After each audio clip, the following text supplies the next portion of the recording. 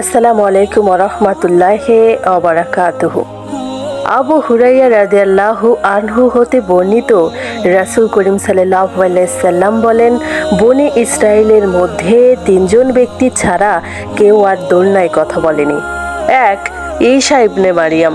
মারিয়াম আলাইহিস সালামের গর্ভে ঈসা আলাইহিস সালাম অলৌকিকভাবে জন্মগ্রহণ করলে লোকজন তার ব্যাপারে সন্দিহান হলো। তখন মারিয়াম আলাইহিস সালামের ইঙ্গিতে ঈসা আলাইহিস সালাম তার মাতার পক্ষ থেকে জবাব দিয়ে বললেন, আমি আল্লাহর দাস, তিনি আমাকে কিতাব ইনজিল প্রদান করেছেন এবং আমাকে নবী করেছেন।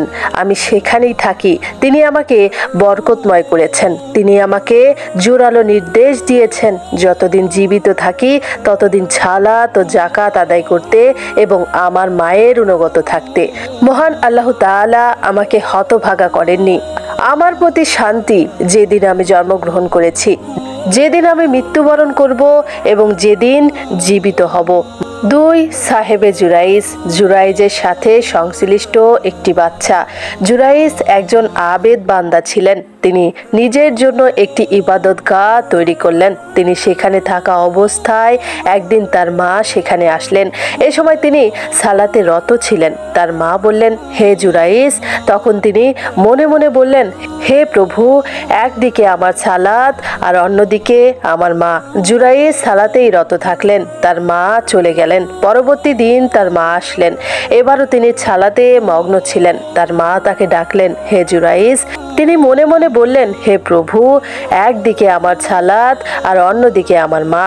তিনি তার সালাতেই ব্যস্ত থাকলেন। এভাবে তৃতীয় দিনেও জুরাইজ একই কাজ করলে তার মা বললেন, হে আল্লাহ, একে তুমি জেনাকারী নারীর মুখ না দেখা পর্যন্ত মৃত্যু দিও না। বনে ইসরায়েলের মধ্যে জুরাইজ ও তার ইবাদতের কথা আলোচিত হতে লাগলো। এক ব্যভিচার নারী ছিল। সে উল্লেখযোগ্য রূপ সৌন্দর্যের অধিকারী ছিল। সে বলল, তোমরা যদি চাও আমি তাকে অর্থাৎ জুরাইজকে বিভ্রান্ত করতে পারি। সে তাকে ফুসলাতে লাগলো, কিন্তু তিনি সেদিকে ভ্রুক্ষেপ করলেন না। অতঃপর সে তার ইবাদতগাহের কাছাকাছি এলাকায় এক রাখালের কাছে আসলো। সে নিজের উপর তাকে অধিকার দিল এবং উভয়ে ব্যভিচারে লিপ্ত হলো। এতে সে গর্ভবতী হলো। সে বাচ্চা প্রসব করে বলল, এটা জুরাইজের সন্তান। বনি ইসরাইল ক্ষিপ্ত হয়ে তার কাছে এসে তাকে ইবাদতগাহ থেকে বের করে আনলো। তার ইবাদতগাহ ধূলিসাৎ করে দিল এবং তাকে মারধর করতে লাগলো। জুরাইজ বললেন, তারা বলল, তোমাদের কি হয়েছে? তারা বলল, তুমি এই নষ্টা মহিলার সাথে জেনা করেছো, ফলে একটি শিশুর ভূমিষ্ঠ হয়েছে। তিনি বললেন, শিশুটি কোথায়? তারা শিশুটিকে নিয়ে আসলো। জুরাইজ বললেন, আমাকে একটু সুযোগ দাও, সালাত আদায় করে নেই। তিনি সালাত আদায় করলেন। সালাত শেষ করে তিনি শিশুটির কাছে এসে তার পেটে খোঁচা মেরে জিজ্ঞাসা করলেন, এই শিশু, তোমার পিতাকে? সে বলল, আমার পিতা অমক রাখাল। উপস্থিত লোকেরা তখন জুরাইজের নিকটে এসে তাকে চুম্বন করতে লাগলো এবং তার শরীরে হাত বোলাতে লাগলো।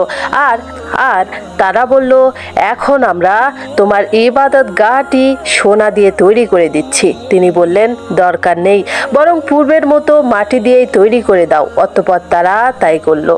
তিন, একটি শিশু তার মায়ের দুধ পান করছিল। এমন সময় একটি লোক দূরত্বগামী ও উন্নত মানের একটি পশুতে সোয়ার হয়ে সেখান থেকে আসছিল। তার পোশাক পরিচ্ছদ ছিল উন্নত। হে আল্লাহ, আমার ছেলেটিকে এই ব্যক্তির মতো যোগ্য করো। শিশুটি দুধ পান ছেড়ে দিয়ে লোকটির দিকে এগিয়ে এসে তাকে দেখতে লাগলো। অতঃপর বলল, হে আল্লাহ, আমাকে এই ব্যক্তির মতো করো না। অতঃপর ফিরে এসে পুনরায় মায়ের দুধ পান করতে লাগলো। বর্ণনাকারী বলেন, আমি যেন এখনো দেখেছি রাসূল করিম সাল্লাল্লাহু আলাইহি সাল্লাম শিশুটির দুধ পানের চিত্র তুলে ধরেছেন এবং নিজের তর্জনী মুখে দিয়ে চুষছেন। তিনি বললেন, লোকেরা একটি বাদীকে মারতে মারতে নিয়ে যাচ্ছিল আর বলছিল, তুমি জেনা করেছো এবং চুরি করেছো। মেয়ে লোকটি বলছিল, মহান আল্লাহ আমার জন্য যথেষ্ট এবং তিনি আমার উত্তম অভিভাবক। শিশুটির মা বলল, হে আল্লাহ, তুমি আমার সন্তানকে এই নষ্টা নারীর মতো করো না। শিশুটি দুধ পান ছেড়ে দিয়ে মেয়েটির দিকে তাকালো, অতঃপর, হে আল্লাহ, তুমি আমাকে এই নারীর মতো করো। এ সময় মা ও শিশুটির মধ্যে কথা কাটাকাটি শুরু হয়ে গেল। মা বলল, হায় দুর্ভাগা, একটি সুশ্রী লোক চলে যাওয়ার সময় আমি বললাম, হে আল্লাহ, আমার সন্তানকে এরূপ যোগ্য করে দাও। তুমি প্রত্যুত্তরে বললে, হে আল্লাহ, আমাকে এর মতো করো না। আবার এই কৃতদাসীকে লোকেরা মারধর করতে করতে নিয়ে যাচ্ছে এবং বলছে, তুমি জেনা করেছো এবং চুরি করেছো। আমি বললাম, হে আল্লাহ, আমার সন্তানকে এরূপ করো না। আর তুমি বললে, হে আল্লাহ, তুমি আমাকে এরূপ করো। শিশুটি এবার জবাব দিল, প্রথম ব্যক্তি ছিল স্বৈরাচারী জালেম, সেই জন্য আমি বললাম, হে আল্লাহ, আর আমাকে এই ব্যক্তির মতো করো না। আর এই মহিলাটিকে তারা বলল, তুমি জেনা করেছো। প্রকৃতপক্ষে সে জেনা করেনি। তারা বলছিল, তুমি চুরি করেছো। আসলে সে চুরি করেনি। এই জন্য আমি বললাম, হে আল্লাহ, আমাকে এই মেয়ে লোকটির মতো করো। বুখারী হাদিস 3436। মহান আল্লাহ তাআলার উপর পূর্ণ আস্থা থাকলে কেউ পদস্খলন ঘটাতে পারে না।